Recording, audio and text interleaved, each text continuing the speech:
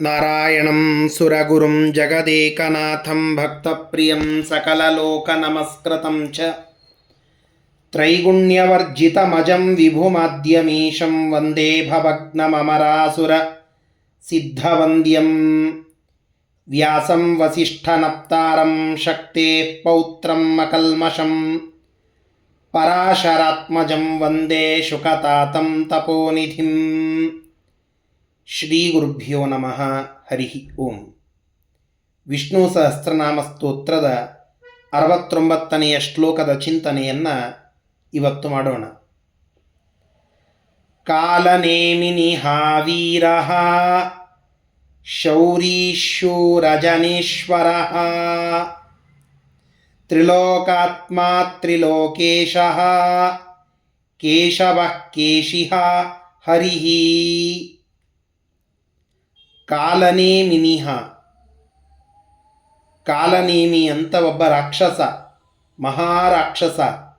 ಅವನೇ ಮೊದಲೊಮ್ಮೆ ಪರಮಾತ್ಮನಿಂದ ಸಂಹೃತನಾಗಿ ಮುಂದೆ ಕಂಸನಾಗಿ ಮತ್ತೆ ಅವತಾರವನ್ನು, ತನ್ನ ದೇಹವನ್ನು ತೆಗೆದುಕೊಂಡು ಬರ್ತಾನೆ.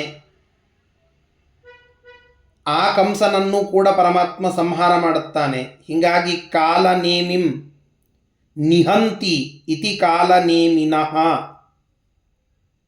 ಕಾಲನೇಮಿ ಎಂಬುವ ಅಸುರನನ್ನು ಮುಂದೆ ಅವನೇ ಕಂಸನಾಗಿ ಬಂದಾಗ ಅವನನ್ನು ನಿಹಂತಿ ಸಂಹರಿಸುತ್ತಾನೆ. ಆದ್ದರಿಂದ ಭಗವಂತನನ್ನು ಕಾಲನೇಮಿನಿಹ ಅಂತ ಸ್ತೋತ್ರ ಮಾಡುತ್ತಾರೆ. ವೀರಃ ವಿಶೇಷೇಣ ಈರಯತಿ ಇತಿ ವೀರಃ. ವಿಶೇಷವಾಗಿ ಜೀವರೆಲ್ಲರನ್ನ ಪ್ರೇರಣ ಮಾಡುತ್ತಾನೆ, ಈರಣ ಮಾಡುತ್ತಾನೆ, ಸಮೀರಣ ಮಾಡುತ್ತಾನೆ. ಆದ್ದರಿಂದ ಆ ಪರಮಾತ್ಮನನ್ನ ವೀರಃ ಅಂತ ಕರೀತಾರೆ. ಶೌರಿಹಿ, ಭಗವಂತ ಶೌರಿಹಿ. ಶೂರ ಕುಲೋದ್ಭವ ಶೌರಿಹಿ ಅಂತ. ಶೂರಸೇನ ಅಂತ ಒಬ್ಬ ರಾಜ. ಆ ಶೂರಸೇನನ ಮಗನೇ ವಸುದೇವ. ಆ ವಸುದೇವನ ನಿಮಿತ್ತ ಮಾಡಿಕೊಂಡು ಭಗವಂತ ಅವತಾರ ಮಾಡಿದ್ದಾನೆ ಕೃಷ್ಣನಾಗಿ. ಆದ್ದರಿಂದ ಶೌರಿಹಿ, ಶೂರಸೇನನ ವಂಶದಲ್ಲಿ ಹುಟ್ಟಿದವ. ಆದ್ದರಿಂದ ಭಗವಂತ ಶೌರಿಹಿ ಅಂತ ಅನ್ನಿಸಿಕೊಳ್ಳುತ್ತಾನೆ. ಶೂರಜನ ಈಶ್ವರ, ಶೂರಜನೇಶ್ವರ ಅಂತ. ಶೂರಃ ಶೂರಯತಿ ಜನಾನ್. ಶೂರಜನೇಶ್ವರ ಅಂತನ್ನೋದಕ್ಕೆ ಒಂದು ಶೂರ ಜನರನ್ನು, ಶೂರರು ಅಂದರೆ ಯಾರು ಗಟ್ಟಿಮುಟ್ಟಾಗಿ ಇದ್ದಾರೋ ಅಂತಹ ಶೂರರು, ಶೌರ್ಯವುಳ್ಳವರು ಶೂರರು. ಅಂತಹ ಗುಂಪು ಜನ, ಶೂರ ಜನರನ್ನು, ಅವರೆಲ್ಲರನ್ನ ನಿಯಮಿಸುವ, ನಿಯಂತ್ರಿಸುವ ಈಶ್ವರ ಅದು ನಮ್ಮ ಪರಮಾತ್ಮ. ಆದ್ದರಿಂದ ಶೂರಜನೇಶ್ವರ. ಇನ್ನೊಂದು ತುಂಬ ಅದ್ಭುತವಾದ ಅರ್ಥ ಸತ್ಯಸಂಧ ತೀರ್ಥರ ಟಿಪ್ಪಣಿಯಲ್ಲಿ ನಾವು ಕಾಣಬಹುದು. ಶೂರಜ ಇದು ಭಗವಂತ, ನೇಶ್ವರ ಇದು ಪರಮಾತ್ಮ. ಅವೆರಡೂ ಸೇರಿ ಶೂರಜನೇಶ್ವರ ಅಂತಾಗಿದೆ ಅಂತ. ಶೂರವಂಶ ಜಾತತ್ವಾತ್ ಶೂರಜ, ಶೂರವಂಶದಲ್ಲಿ ಹುಟ್ಟಿದವ ಆದ್ದರಿಂದ ಶೂರಜ. ಶೂರಸೇನನ ವಂಶದಲ್ಲಿ ಜಾತ ಹುಟ್ಟಿದವ, ಆದ್ದರಿಂದ ಶೂರಜ ಇದು ಕೃಷ್ಣ. ಅವನು ಹುಟ್ಟಿ ಬಂದಿದ್ದಾನೆ. ಆದರೂ ಕೂಡ ಅವನಿಗೆ ಒಬ್ಬ ಈಶ್ವರ ಅಂತ ಯಾರಾದರೂ ಇದ್ದಾರಾ? ಇಲ್ಲ. ನ ವಿದ್ಯತೆ ಈಶ್ವರ ಯಸ್ಯ ಸಹ ನೇಶ್ವರ. ಅವನಿಗೆ ಈಶ್ವರ, ಸ್ವಾಮಿ, ಒಡೆಯ ಯಾರೂ ಇಲ್ಲ. ಅವನೇ ಜಗತ್ತಿನ ಸ್ವಾಮಿ, ಜಗನ್ನಾಥ.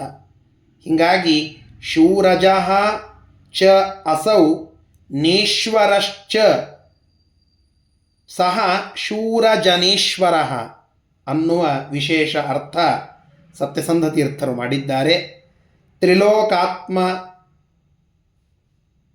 ವಿಶೇಷವಾಗಿ ಮೂರೂ ಲೋಕಗಳಲ್ಲಿ ಇರುವ ಜೀವರನ್ನು ನಿಯಂತ್ರಣ ಮಾಡುವವನು, ಅವರಲ್ಲಿ ಅಂತರ್ಯಾಮಿಯಾಗಿದ್ದು ಅವರನ್ನು ರಕ್ಷಿಸುವವನು ಪರಮಾತ್ಮ. ಆದ್ದರಿಂದ ತ್ರಿಲೋಕಾತ್ಮ, ತ್ರಯಾಣಾಂ ಲೋಕಾತ್ಮ ತ್ರಿಲೋಕಾತ್ಮ ಅಂತ ಅರ್ಥವನ್ನು ತಿಳಿಸ್ತಾರೆ. ಮೂರೂ ಲೋಕಗಳಲ್ಲಿರುವ ಎಲ್ಲರನ್ನ ಅವರ ಅಂತರ್ಯಾಮಿಯಾಗಿದ್ದು ರಕ್ಷಣೆ ಮಾಡುವವನು, ಮೂರೂ ಲೋಕಗಳಲ್ಲಿ ಪ್ರಸಿದ್ಧನಾದಂಥವನು, ಎಲ್ಲ ಕಡೆಗೆ ವ್ಯಾಪ್ತನಾದಂಥವನು. ಆದ್ದರಿಂದ ತ್ರಿಲೋಕಾತ್ಮ. ತ್ರಿಲೋಕೇಶ, ಎಲ್ಲ ಕಡೆಗೆ ಇದ್ದಾನೆ ಅಂತಂದ ಮೇಲೆ ಅನೇಕರಿದ್ದಾರೆ. ನಾರದರು ಎಲ್ಲ ಲೋಕಗಳಿಗೆ ಸಂಚಾರವನ್ನು ಮಾಡುತ್ತಾರೆ. ಎಲ್ಲ ಕಡೆಗೆ ಇದ್ದಾನೆ ಅನ್ನುವ ಮಾತ್ರಕ್ಕೆ ಒಡೆಯ ಅಂತಲ್ಲ, ಸ್ವತಃ ಅವನು ತ್ರಿಲೋಕಗಳಿಗೆ ಈಶ, ಒಡೆಯ. ಆದ್ದರಿಂದ ಮೂರ್ಲೋಕದ ಒಡೆಯನಾದಂತಹ ಪರಮಾತ್ಮ ತ್ರಿಲೋಕೇಶ ಅಂತ ಅನ್ನಿಸಿಕೊಳ್ಳುತ್ತಾನೆ. ಕೇಶವ, ಕೇಶವ ಕ ಅನ್ನೋದಕ್ಕೆ ಬ್ರಹ್ಮ ಅಂತ ಒಂದರ್ಥ. ಈಶ ಅಂದರೆ ರುದ್ರದೇವರು. ಬ್ರಹ್ಮದೇವರು ಮತ್ತು ರುದ್ರದೇವರು ಈ ಎಲ್ಲ ದೇವತೆಗಳನ್ನು, ಬ್ರಹ್ಮದೇವರು ಜೀವೋತ್ತಮರು, ಎಲ್ಲ ಜೀವರಲ್ಲಿ ಉತ್ತಮರು. ರುದ್ರದೇವರು ದೇವತೋತ್ತಮರು.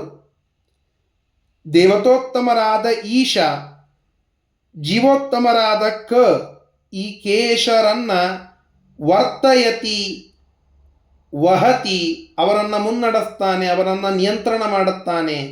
ಆದ್ದರಿಂದ ಕೇಶವ, ಪರಮಾತ್ಮ ಕೇಶವ ಅಂತ ಹೆಸರುಳ್ಳವನಾಗಿದ್ದಾನೆ.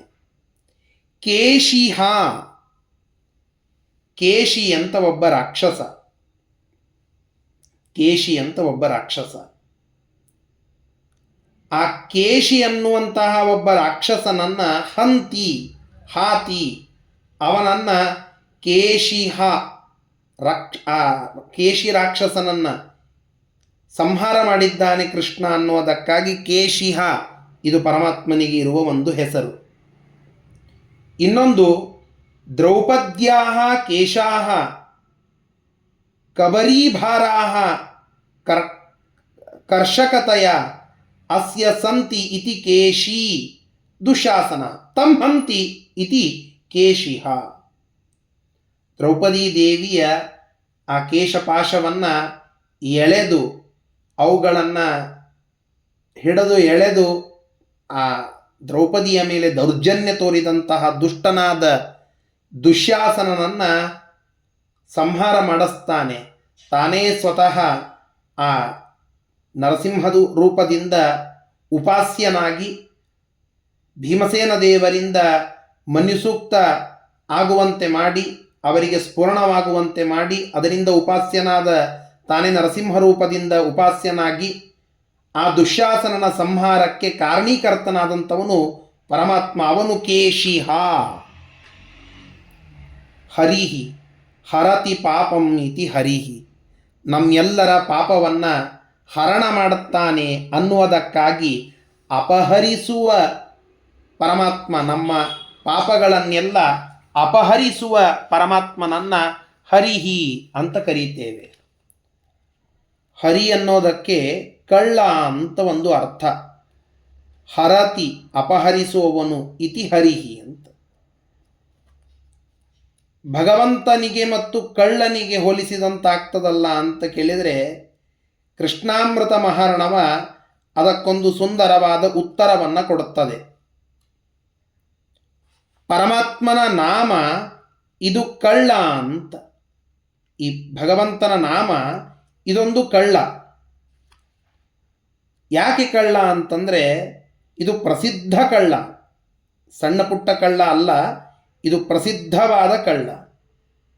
ಯಾಕ್ರಿ ಭಗವಂತನ ನಾಮ ಯಾಕೆ ಕಳ್ಳ ಅಂತ ಕೇಳಿದರೆ, ಆ ಪರಮಾತ್ಮನ ಹೆಸರು ಉಚ್ಚಾರಣೆ ಮಾಡಿದಂಥವರ ಪಾಪಗಳೆಲ್ಲ ಆ ಒಂದು ಅನೇಕ ಜನ್ಮಗಳಲ್ಲಿ ನಾವು ಮಾಡಿದ ಪಾಪಗಳನ್ನೆಲ್ಲ ಅಪಹರಣ ಮಾಡುತ್ತಾನೆ ನಾರಾಯಣ, ತನ್ನ ನಾಮಸ್ಮರಣೆಯನ್ನು ಮಾಡುವವರನ್ನು. ನಾರಾಯಣೋ ನಾಮ ನರೋ ನರಾಣಂ ಪ್ರಸಿದ್ಧ ಚೋರ ಕಥಿತ ಪೃಥಿವ್ಯಾಂ ಅನೇಕ ಜನ್ಮಾರ್ಜಿತ ಪಾಪ ಸಂಚಯಂ ಹರತಿ ಅಶೇಷಂ ಸ್ಮೃತಮಾತ್ರ ಏವ. ಹೀಗಾಗಿ ಹರತಿ ಅಂದರೆ ಅಪಹರಿಸುವವನು, ಏನನ್ನ? ನಮ್ಮ ಮನಸ್ಸಿನಲ್ಲಿರುವ ದೋಷವನ್ನೆಲ್ಲ ಅಪಹರಿಸುವ ಚೋರ ಆ ನಾರಾಯಣ. ಆದ್ದರಿಂದ ಹರಿಹಿ ಇದು ಭಗವಂತನಿಗೆ ಸಾರ್ಥಕವಾದ ಹೆಸರು.